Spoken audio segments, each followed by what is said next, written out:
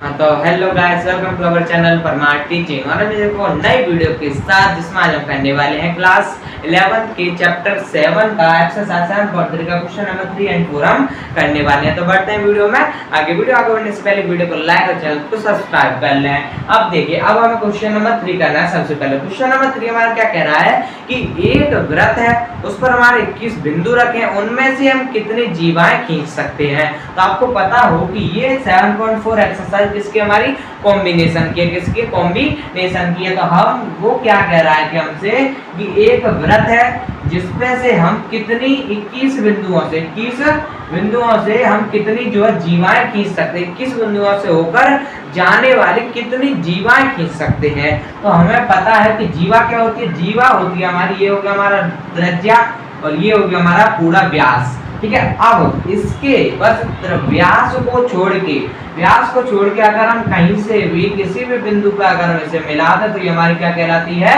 जीवा कहलाती है। अब हम देख रहे हैं कि हम 21 बिंदुओं से कितने जीवाएं खींच सकते हैं। क्वेश्चन बहुत सरल है लेकिन सिर्फ हमें ये देखने में कठिन लग रहा है। और ये हमारा अगर कोई टीचर आपको 7.4 से ये वाला अगर कोई क्वेश्चन देगा तो 100% यानी कि 99% चांस है कि वो यही वाला क्वेश्चन देगा। तो इसको क्वेश्चन को ध्यान से करना है। तो आइए क्वेश्चन नंबर 3 करते हैं।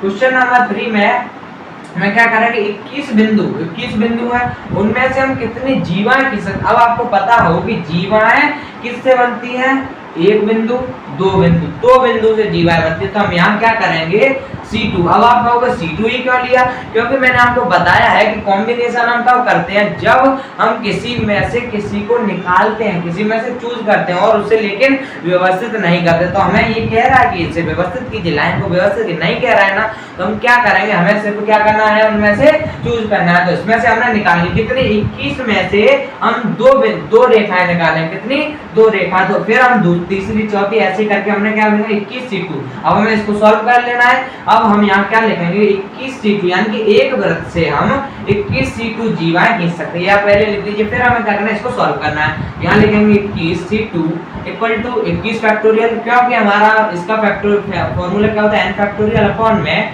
n माइनस r फैक्टोरियल और इनटू में r फैक्टोरियल। अब हमें क्या करना है, 21 फैक्टोरियल अपॉन में कितना हो जाएगा, 21 माइनस 2 फैक्टोरियल, और ये क्या हो जाएगा, r फैक्टोरियल बोले तो 2 फैक्टोरियल, ये r है ये n है।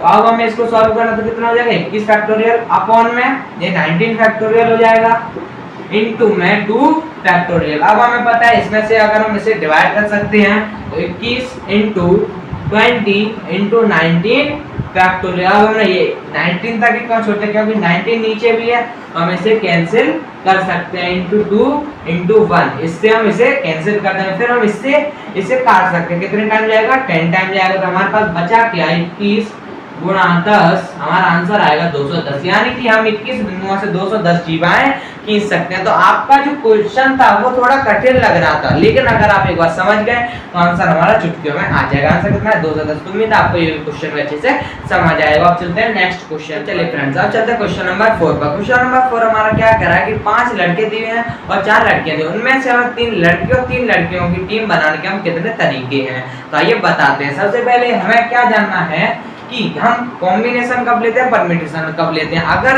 हमें कोई, ये तो हमें पता है कि एक्सरसाइज में 7.4 में हमें कॉम्बिनेशन करना है, लेकिन अगर हमें क्वेश्चन दिया तो कैसे पहचाना। अगर हमें कोई संख्या में कह रहा है कि जैसे हमें 5 दिए हुए हैं, उनमें से हमें निकालना है, किसी चीज को निकालना है, तो हम क्या करेंगे, उसमें कॉम्बिनेशन करेंगे। अगर वो कहीं निकाल के उसे व्यवस्थित भी कीजिए तो हम वहां पर परम्यूटेशन करेंगे। तो इसमें हमसे क्या कह रहा है कि 5 लड़के हैं, उनमें से हमें 3 लड़कों की टीम बनानी है, 3 लड़कों की टीम बनानी है, यानी कि वो हमसे कह रहा है कि 5 लड़की, उनमें से 3 लड़कियां हमें निकालनी है।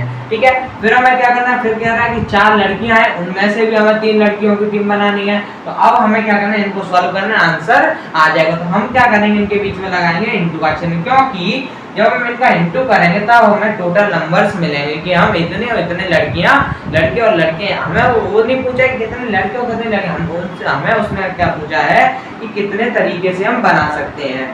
हाँ, हमें उनसे उसने पूछा कितने तरीके से बना सकते हैं। जब हम इनका इंटू करें तभी हमें तरीके पता चलेंगे। तो आइए सॉल्व करते हैं। हमारा जो फॉर्मूला क्या होता है, n फैक्टोरियल बोले तो 5 factorial n minus r, n minus r यानी कि n माइनस r कितना हो जाएगा 2 फैक्टोरियल, 5 माइनस 3 कितना हो जाएगा 2 फैक्टोरियल इनटू r फैक्टोरियल यानी कि 3 फैक्टोरियल, फिर करेंगे into 4 factorial upon 4 minus r यानी कि n माइनस r बोले तो 1 फैक्टोरियल इनटू कितना 3 फैक्टोरियल। अब हमें इसको सॉल्व करना है, तो इसे सॉल्व करेंगे 5 फैक्टोरियल का 5 into 4 into 3 फैक्टोरियल, क्योंकि हम 3 फैक्टोरियल काट सकते हैं। अब ये 3 फैक्टोरियल हो जाएगा, इससे हम इसे कैंसिल कर दिया, बचा ये। अब 2 से हम इसे काट सकते हैं, कितने टाइम जाएगा 2 टाइम जाएगा।